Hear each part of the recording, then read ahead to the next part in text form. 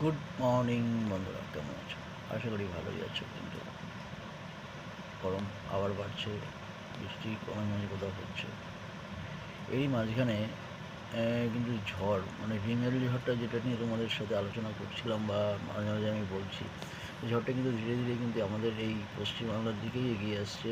সুন্দরবন এলাকার ওপরে ঝাঁপাতে ঝাঁপিয়ে বাংলাদেশের দিকে যেতে পারার সম্ভাবনা সবচেয়ে বেশি হচ্ছে। এখন পর্যন্ত যেটুকু খবর সেদিকে যাচ্ছে।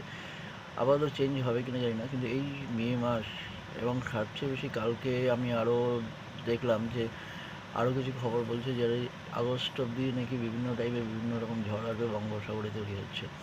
তো সেক্ষেত্রে আমাদের এই যে দক্ষিণাঞ্চল বা উত্তরাঞ্চল যাই হোক, তো সেখানকার মানুষরা এবং সুন্দরবন অঞ্চলের মানুষের সবচেয়ে বেশি ক্ষতিগ্রস্ত হয়।